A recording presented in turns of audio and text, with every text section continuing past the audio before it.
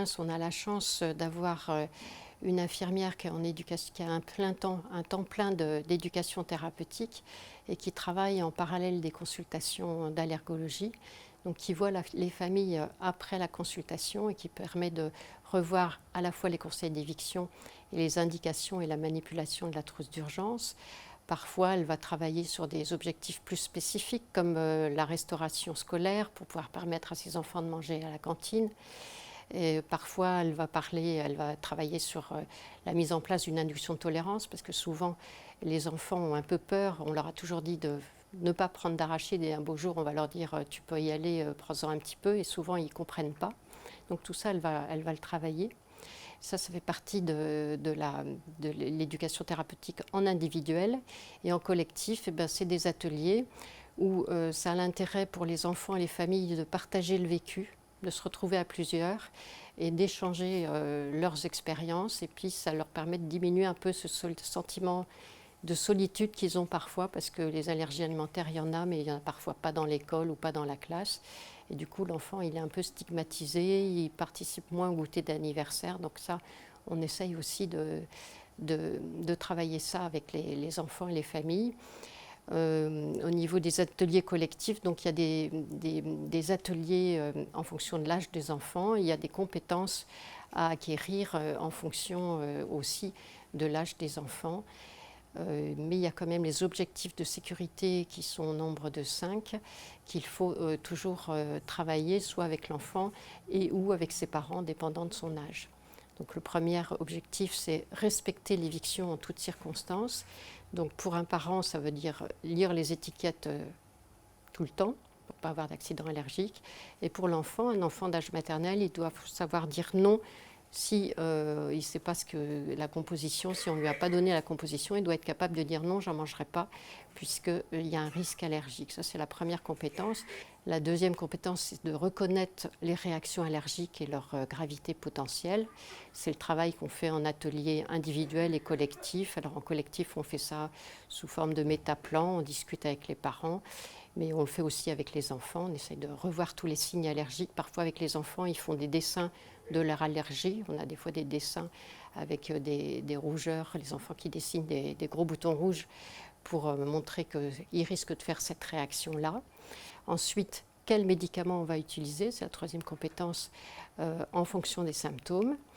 La quatrième compétence, c'est de savoir injecter l'adrénaline, parce qu'on peut avoir intellectualisé le fait qu'il faut faire de l'adrénaline, mais être incapable de la prendre et de la faire à son enfant. Donc ça, c'est important. Et la dernière compétence pour l'enfant, c'est toujours s'il est en réaction allergique, qu'il ne reste pas dans son coin, mais qu'il sache tirer par la manche l'adulte référent qui va pouvoir l'aider. En général, moi j'anime le groupe des parents. On commence le premier atelier par un brainstorming, c'est-à-dire que je leur pose le mot allergie alimentaire et chacun va dire un petit peu ce que ça lui évoque dans sa vie quotidienne. Ils parlent de l'école, ils parlent de la famille, ils parlent de leur enfant. On travaille ensuite sur des mises en situation, des petites scénettes de réaction où ils réfléchissent et voient comment ils peuvent analyser la situation et ensuite quel traitement ils doivent donner, qu'est-ce qu'ils doivent faire, est-ce qu'ils doivent appeler le SAMU, est-ce qu'ils ne doivent pas l'appeler, etc. Vous êtes invité chez des amis pour l'apéritif. Barnabé échappe à votre surveillance. Subitement, il devient tout rouge, se gratte et pleure. Puis il est très fatigué, veut se coucher et s'endort immédiatement. Que s'est-il passé à votre avis ? Donc pour moi, effectivement, il a ingéré, donc il est allergique à l'arachide dans le cas. Donc je pense qu'effectivement, il en a mangé et qu'il a fait une réaction grave puisqu'il s'endort, il est vraiment très fatigué, quoi. Alors l'atelier d'aujourd'hui, ça concerne l'étiquetage alimentaire. Je vais vous donner un document sur la lumière concernant l'étiquetage alimentaire. Et on va partir de ce document pour expliquer.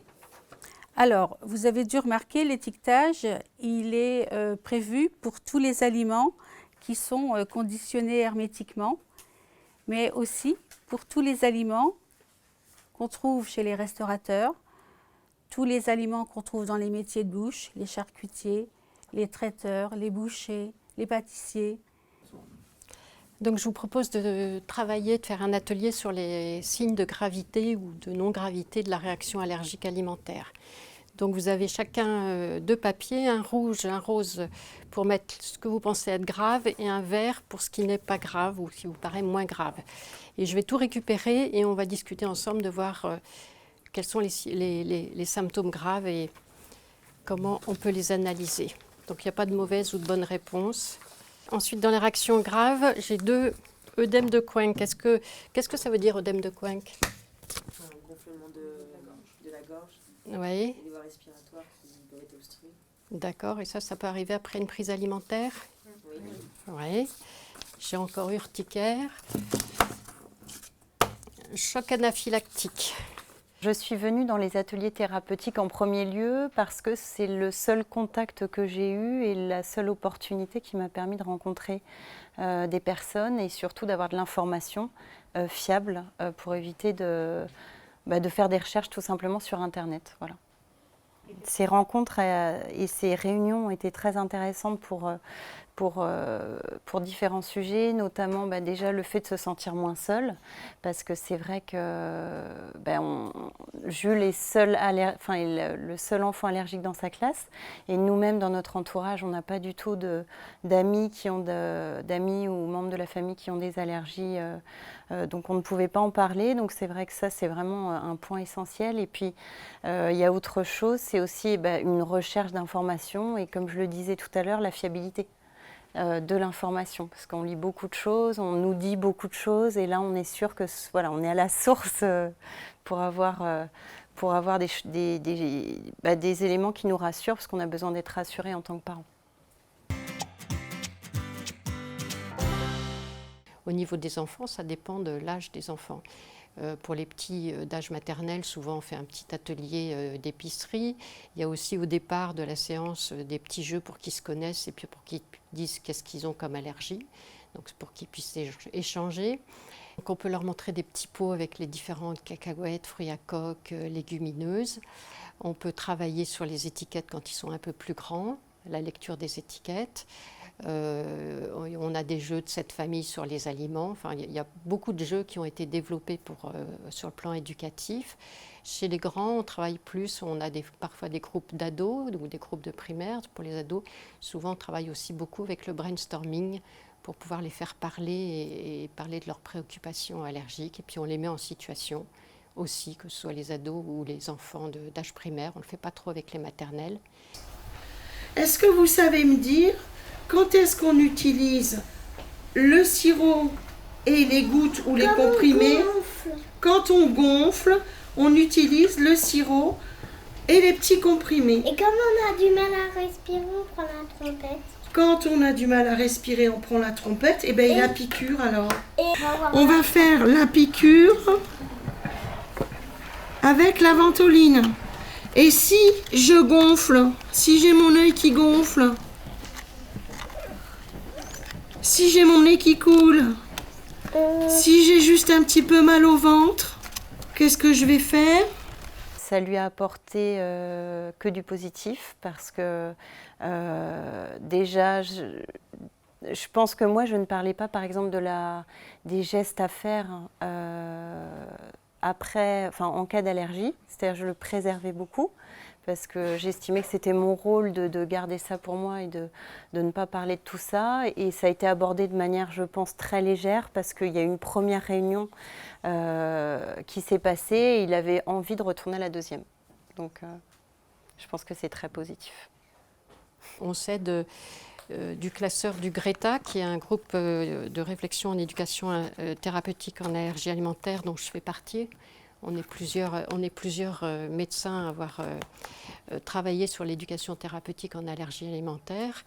Et dedans, il y a tout le nécessaire pour faire de l'éducation thérapeutique.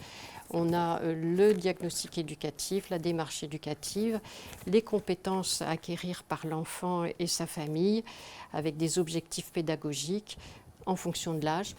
On a des outils de jeu, comment utiliser le jeu de l'épicerie, des jeux des allergènes, le tableau des allergènes, enfin plusieurs guides de jeu, des guides d'évaluation, Et c'est un petit peu la Bible de l'éducation thérapeutique pour les gens qui veulent faire de l'éducation thérapeutique en allergie alimentaire. Et c'est vrai qu'avec l'augmentation des allergies, plus il y aura de personnes qui prendront en charge des groupes d'enfants et de parents, et mieux ce sera pour leur quotidien et leur vécu.